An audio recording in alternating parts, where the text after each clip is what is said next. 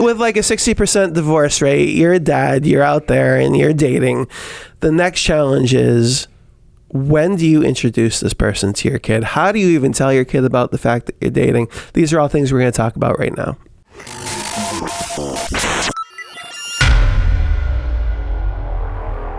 Welcome back to The Art of Fatherhood. I'm Brian LaFauci. And I'm Patrick Marino. And today we're going to talk about a challenge that both you and I have been through. Yeah, me more so like currently, and you so more successfully. Right, you're aging me, I guess, but that's cool. Successfully. No. You're already the better looking. You're already the better looking one. Now you're going to make me the older, less attractive one. We're practically the same age. But how long have you been married, Brian? Practically. How long have you been married? I've only been technically remarried for... Oh, I'm in trouble now. 5 years. Okay, so I'm not remarried at all. So You did this in the past, and I haven't done it yet. Yes, but I was in the single dad dating world in 2012. You are in the single dad dating world now, so it's something we both have been through with just different phases. So it's not about age and experience. Yeah. It's about experience. It's about the fact that you've had experiences I'd love for you to share as somebody who's not there yet. Well, like I said, so what you're saying by not being there, you're not to the point yet where you've gotten there with someone and said, you know what, it's time that I kind of really bring this person into my kid's life. Well, that, and also I've been actively dating for a couple of years, and I've never even broached the subject with my boy. Never mind thought about introducing somebody to him. But does he know you go on dates, or does he know? I don't know if he even knows. Yeah, probably doesn't even. Yeah, it's probably not even. Which is part of the conversation. Okay. Well, yeah, we can talk about that piece of it too. Yeah, so the basic idea is that, okay, so with, there's so many people who are divorced now. If you're getting married, you're about half as likely to get divorced. So, you're probably, you've got a bunch of questions, right? Are you going to be single forever? Are you going to get remarried? I mean, all that's almost inconsequential. If you have kids, what I think we're trying to talk about today is the ultimate question is, what do you tell your child? Which we kind of just asked that question 2 seconds ago. What do you tell your child? What do you not tell your child? How do you do it? And then I think the big one is, when do you introduce somebody into their life? So let's break those down into the three main parts of our conversation today, and let's start with the when, because I think that's the first question that's going to come out, like the how and the how you do it, and the what you the way you choose to explain it are the second and third part, but the when is the first part. And so I think rule of thumb, if I'm going to be a little more direct with this point, as opposed to like... Be direct. The rule of thumb is this. The thing you hear from kids as they become grown adults and look back on their childhood sometimes that I think we want to avoid is, we don't want our kids to say, there was always a bunch of men in mom's life, or there was always a bunch of bad TV show or something like that. There was always a bunch of women in dad's lives. That is the statement that we can all say probably doesn't get reflected in the kid's mind as like, let me tell you the best things about my dad. Like, that's not coming out in the eulogy. Right. That's more of the stuff they tell their therapist when they're going through problems. Excellent. I'm talking about the things I wasn't really a big fan of now that I reflect as an adult. Yeah. And one of the things is, dad always had women coming in his life, or we can take this conversation and apply it to women as well. Right. Mom always had men coming in and out of her life. So we want to avoid that. As much as possible, we want to avoid that. And some of that, I think, is on like self-reflection, and like in the moment when I'm going to introduce this person in my kid's life as a pseudo father figure, and that range pretty broad. Like, okay, that's a very individualized conversation. Mm-hmm.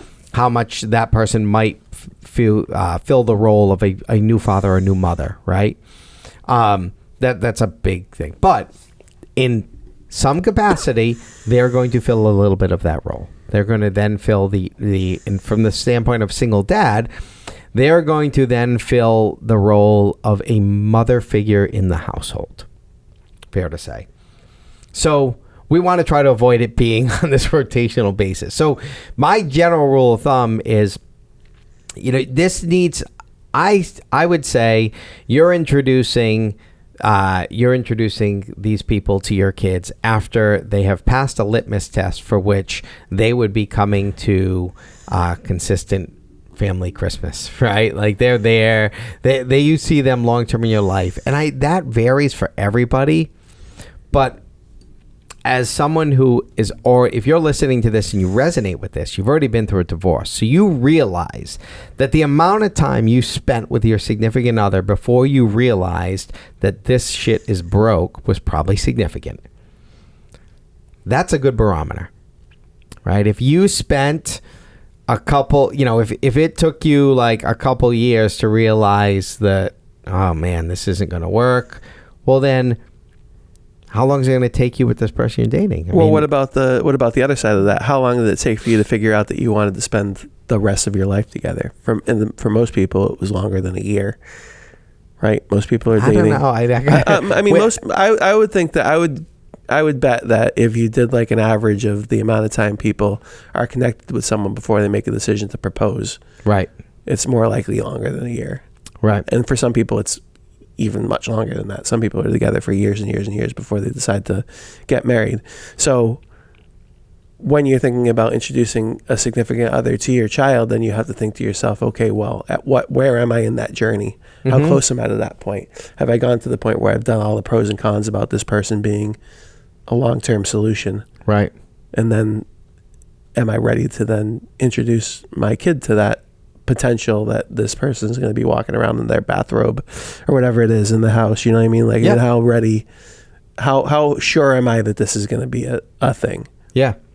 Yeah. And then I the other piece to it is, how do you get to, what are some of the factors, because we can't put this in a bubble. What are some of the factors that make you think down that road of, hey, this, we might want this person to maybe move in or be around more? Sometimes that's a financial decision. We're not even thinking about the kid. We're thinking along the lines of, I like this person. We're getting along really well.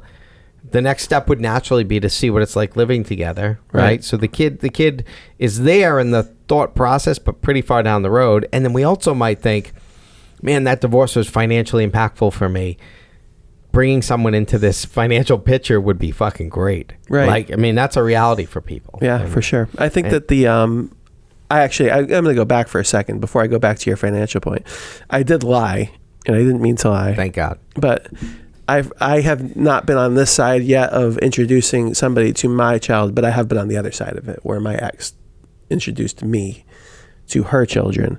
And it was definitely, one of the things I respected about that was she was definitely intentional. I think that's what we're talking about, right? Where it's an intentional process. It's like she made the determination that I was important enough to introduce to them. It wasn't like right away.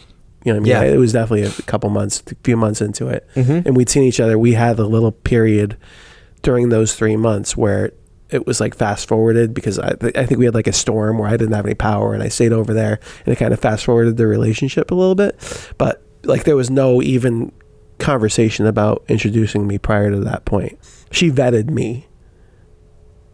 Yeah. To your point, right? She vetted me. She made sure, you know what I mean? I really like this person, number one. He seems like he'd be good in my kid's life, number two. And now I'm going to start floating this idea. Right. So there's like this intentionality to it. And I think that that's really what we're talking about. Yeah. Is there being some sort of intentionality? Now, me on the other side, before I get back to the financial piece, which I want to get back to, is it can be really hard when you and the potential person out there both have kids. I think you did this. Yes. Right. So when you both have kids, not only is the marriage of the families another potential thing, but getting to that, whatever the period of time is where you would introduce each other is harder because of schedules. Like, I've been involved in these kind of quasi mini kind of couple multi-month things where it's like, yeah, you're seeing each other, but this week I had my kid. That week she had her kid. Right. We didn't really connect for 2 weeks in a row. So you could take like a 3-week period and you've only seen each other like 4 times. Yeah. Right. 3-month period. I'm sorry. Yeah. Right. Because of just schedules. Right. So I think that these are all challenges, and they extend the period of Right. time, right? That gestation period, whatever it is, they make it longer. Yeah. Because now it's like I'm not going to introduce my kid to this woman I barely know. Yeah. You know, but to get back to the financial piece, I think there are things that complicate this, right? There could be a financial need for it. It could be, and it could be something as simple as, you know what, we're doing all right here. Am I really ready to accept this potential other financial responsibility?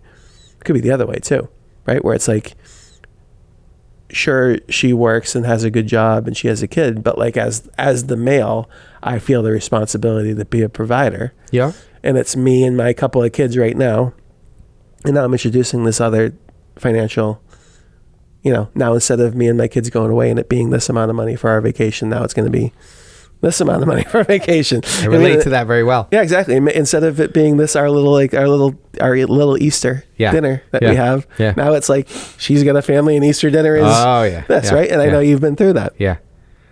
It's the cornucopia. Yeah.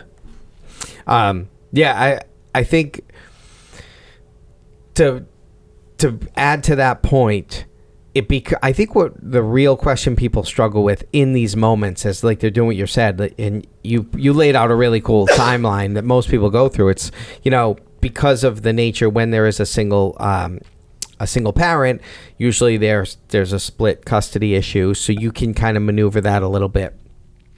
I know other cases where there isn't. Right. I have a couple of friends that have sole custody of their children, and then it becomes even... That makes dating difficult. Yeah, it makes it very difficult, right? Because now you gotta, you got this thing where it's that sleepovers become something we're gonna be really conscious of if we're gonna go that route, right? Like we're gonna or even just getting out. Yeah, you have to going to dinner. You need to have a babysitter. Yeah, like if your parents don't live in the area, do you have I guess if you're a full-time parent, like I'm not a full-time parent, I'm a half-time parent, so. I mean, I'm a full-time parent. You know what I mean? I know right? exactly. I have half custody. Yes. So, I like in that sense, I do have these. If I had to be the full sole, I would probably have a go-to.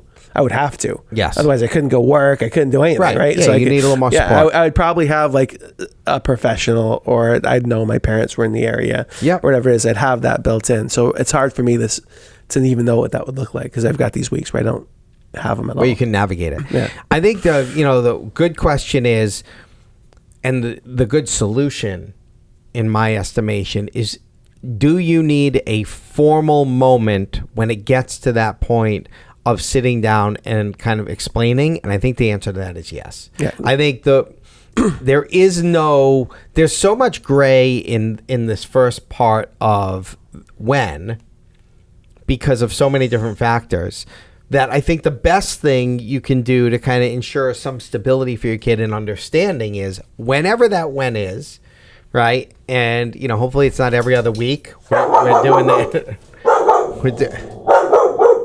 He was not happy with that answer. You didn't like that? She was not happy with that answer. Hey, can you leave it? Thanks. Thanks a lot. Somebody made a loud noise. You didn't like that. You all set?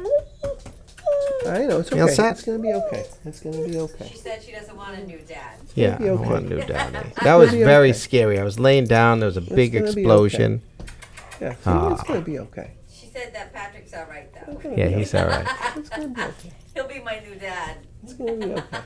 Patrick's mad because now he has to edit that part of the video, and he doesn't like to edit. It's okay.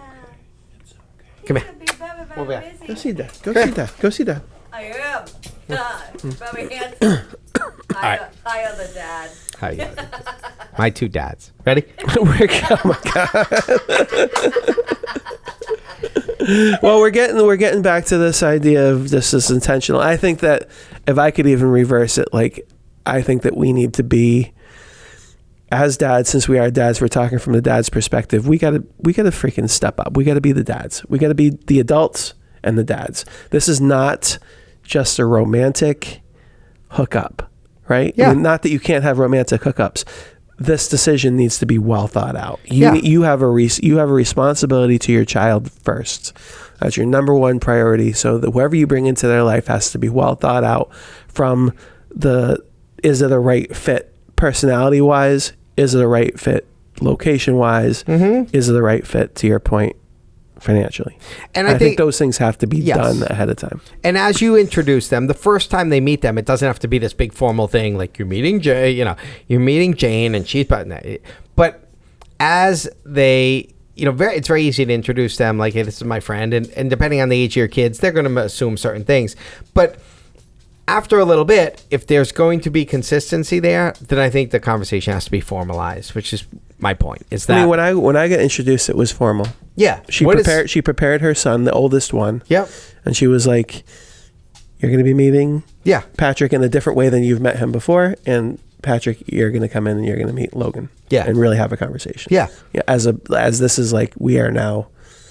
We weren't going to be getting married yet, but this is like It's a little more of a this is a step pseudo-family. towards is a step towards that. And this is what this will look like, and this doesn't replace your mom or dad, exactly. right? This is just someone that's in my life that I And we care may about. not be together forever, but we're serious enough that Yeah. But you got to formalize. Bottom line, formalize the conversation. yeah. And then how you do that, I think, is the other interesting thing for us to talk about. Like how, and there's so many ways to do the how. And I mean, you're such a big, in your other parenting advice, you're such a big believer in transparency, like with the drugs and stuff. So how transparent were you during your single period about this whole process, meeting people, dating people, getting to this point with your current wife? I only really exposed my kids to my current wife. Yeah. Yeah. She doesn't believe you. It's like, that's bullshit. Yeah, no, that was like, you know what I mean? Like that's who they got to know and got to meet and all that good stuff. And it was, it was definitely an interesting challenge at first. And there's role transformation. What's interesting is when you come in first to the family situation, especially so I have the relationship with my kids. I'm trying to build a relationship with my kids. Just for context, how old were the kids? Young. So 4 and 7. Okay, in so that those range. are 4-year-olds. Probably a really difficult conversation. Yeah, it's very basic, very basic. Maybe even a little younger now. I'm thinking about it because maybe even 3 and 6 in that. Yeah, so those are 3 and very 6. very young. Yeah. This is a little different. So my conversation with But the kids my that I was conversation stepping with my into- stepson was 10. So the kids Yeah. I was stepping into were 19 through like 14. Right. So we were having older conversations on that end. Yeah. Right. And it's interesting with the role too, because when you do decide to go into that, and then we were really thoughtful about it and melding the kids together. I mean, knock on the fake wood this table's made out of. We were super. Is it fall particle board? And it's fall apart. Actually, no, it's pretty nice, pretty good. No, I was just joking. I It's like pretty saying good. fall particle board. That's a good word. We've been very fortunate about how the kids' relationship is now years later, and they do have a very strong relationship. But a lot of that was also intentional. It was like once we got, so the first phase was explain to them what's going on and then kind of building the relationship around them. And then the future phases of that were all about forcing the interaction as a family unit to happen. And we did that through like these little vacations and where we drove to Florida. One of the first vacations we had together. This is prior to marriage. Mm-hmm. Wow, As a family. that's a test. We put, and so for those of you so from Rhode Island to Florida, got in the car, me, her, and the 5 kids, and put them in a fucking van and drove to Florida and did Disney. And that was, at the time, maybe part of it was financial, maybe flights were really high and to fly 7 people down. I'm like, let's just drive. Yeah. And it forced we got to deal with each other's shit. We got to work through, we got to figure it out. And that kind of stuff. And I will remember one key instance that happened at SeaWorld. It's our first real big family vacation. We're at SeaWorld, and there was something that happened where I had asked, I was being a little ridiculous, right? I made a bunch of food, and I brought it, and I put it in the car. But the car's a walk, right? When you're at SeaWorld, the car's probably a mile away at certain points of the park, right? And it was around lunchtime, and I remember one of the kids, and I can't remember who. I think it was one of the older kids, was like, hey, let's go get food. And I'm like, well, let's just take a little break, right? And I remember that my wife at the time, was not my wife then, was like, well, I'm just going to give them money to go get food. I'm like, and I was frustrated. Right. Yeah. And at that moment, I was like, well, fine. I'm going to take Ava and CJ. I'm going to go back to the car. And she pulled me aside. She's like, absolutely not. And like, she's like, listen, I get it. You brought the food, I get it. She's like, but these, and she forced she's like, these are the moments where it's easy for us to take two paths and we cannot. So I'll go with you. We'll just go. I'm like, let's go buy food. Like, because I respected the fact that her focus was not on who wins. It was on the reality is we need to figure this fucking dynamic out. And we're going to figure it out right now. And it was very, like, I still remember that, and those moments were moments where, like, you got to create the scenarios for the development of the relationships to happen, whether it be between like new siblings or just the kids seeing two parents that can work shit out and be on the same page, right? That there's unity, yeah, right, and then in those moments you got to be willing to make unity at the forefront. And I'll fall on my sword and say I wasn't the one who did that. Well, this is almost one of those things that I hadn't really thought about yet, right? Because I'm not there yet. Yeah, but I mean, like, that's if you're gonna get married to somebody, and but you did this with your wife. Well, we did it more that way, but I'm thinking about myself, right? So she brought me in, we lived together, and so she had the really good idea of how we would work together, but we didn't have a kid together. We had our first kid together. There was a little bit of conflict because she was used to parenting a certain way, and here I was with my own thoughts, and she wasn't used to that. Different, right? She wasn't used to having somebody say, not necessarily conflict with her, but have a different way of doing it. Right. And that was something that we had to work through. But I think it's interesting the way that you did it, where it was almost like a preamble. And I think if you're going to blend families, that makes sense to me. Yeah. That you would have that situation, because there are going to be those areas where people just parent differently. There's no freaking one way. It's right. not, that doesn't exist. Right. So there's going to be things that you feel strongly about, but there's also going to be things that you don't feel super strongly about. Yeah. Right. But you're going to have a strong take on something that you don't feel super strongly about. Yeah. That food situation being one. Right. Like, it was such a small thing in the grand scheme of things is not important, but you had a strong plan.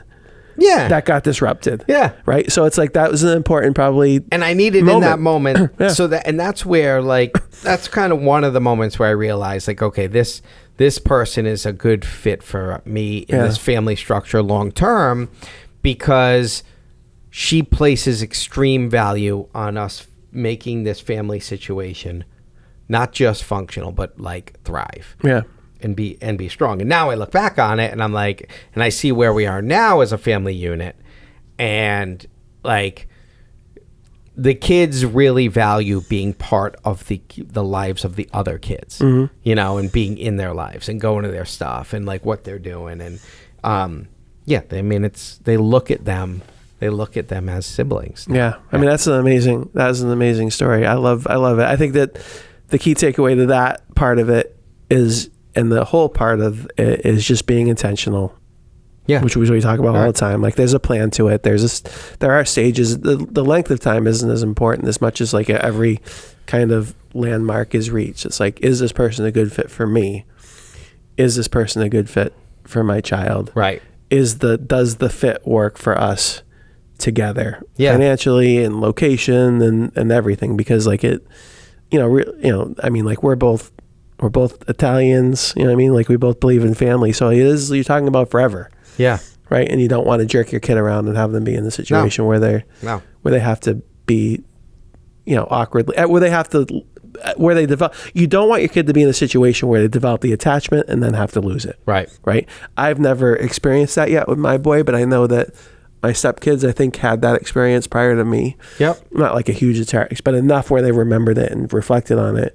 And I hear the stories from people I've dated and other people out, other single people, And obviously for me, I'm not blending families yet. I mean, it's almost an interesting conversation to talk about for people who aren't blending families too, But I think the the takeaway is just have it be intentional, have it be a conversation, and don't just be conscious of the fact that you are, again, like you're the dad. You got to be the dad. Like dad is number one. Yep. That's your role. Your role is dad. If you find yourself in a relationship whereby that other person is viewing the child as a problem or barrier in the relationship, that's probably not the right relationship. That's probably the indicator that moving it forward is not, because I hate to say it, there's plenty of fish in the sea, right? Yes. I mean, like literally, Yes. that's like in every case like that. Yeah. I see ends up bad. Yeah. And ends up with and it's not worth it because there's other plenty. there's other prospects Yes. out there. You got to always remember that. Like that whole, we got to all recognize the fact there isn't just one person for us. That fallacy is kind of ridiculous. There is, but when you find a person that fits the key components that are important to you, and then the two of you can grow into a thing together, that's special. Yeah. Right? I think there's other people out there who have the potential to do that. And what we're looking at is, does this other person view the development of this family structure the same way I do? Yeah. And that SeaWorld moment was a clear, like in reflection, didn't really see it at the time. But when you think back on it, that was a defining moment in realizing that this person puts the growth of this family at the forefront and is going to fight for it and work for it. And that's what we're looking for, right? Yeah. We're not looking for someone that is going to use the children as divisiveness, right? And it's still so important as well, like that you go through that process, because I think that you almost kind of referenced it, because this wasn't, how long were you like literally, maybe not like legally single, but literally single between prior marriage and current relationship? Maybe like less than a year, probably. Right. So you just freaking moved. Yeah. You moved fast. Yeah. I'm just thinking like, not just the gestation period, but I'm thinking age too. Cause it's like, I think one thing that can cause people to speed into something would be age. Yeah. Either age on the biological end, like for these, for females who want to have a kid, but also age for people who are a little bit older, who are now just like, I don't have much time left. So I want to make this decision now. Yeah. And I don't want it to wait. But I think that that's where probably a lot of mistakes happen too. Right. Because it's like, they're like, oh, I'm old, I'm not getting any younger. Like if I don't make the decision now, I won't be as young. And like maybe they speed up things a little bit faster than they still need to be this methodical. I believe in it strongly. Right. This process. Yep. Yeah. This is a great conversation. I think we could do another piece on this, because I think there's other lanes here we can explore. Yep. That are, a challenge for single dads trying to figure this out. And, we could definitely talk more about the dating world today. Yeah. And I don't think we have to get into any of that. But I think we can focus on, as always, it's the art of fatherhood, right? Yeah. We're focusing on being a dad. Yeah. And that's your number one role. And your responsibility is those freaking kids. Yep. And then you have to, I think most of us do this. You have to take a back, that everything else takes a backseat to that role. You say most of us do this. I have many examples in my life that I could point fingers at and say that guy didn't, that guy didn't, that guy didn't. I think a lot of times it's to pretend like it's not there. No, it's there. I guess maybe pretending. How about this? If you're watching this, you're probably not necessarily in that boat. Hopefully, yeah. Right? You're probably, or actually, hopefully you are. Yeah. Hopefully you are, and this will maybe make you look at things a little differently and take a different approach. Yeah. So I mean, I think this isn't the judgment zone. This is more of like the reality zone of hey, you might want to relook at how you're. We believe in balance, but ultimately we're fathers first, and our responsibility is our kid, and we don't want to. The last thing you want to do is screw up your kid because you brought the wrong person in. They developed an attachment, or worse, they injured your child somehow. Oh, geez, yeah. Not physically or emotionally. Yeah. Not just because of attachment, Yeah. because they were just bad. Yeah. The wrong match, and that happens all the time. Yeah. So you got to do the work as a parent to make it work. Yep. Good stuff. Awesome. All right. Thanks for joining us. I'm Brian LaFauci. Patrick Marino. Till next time. Thank you.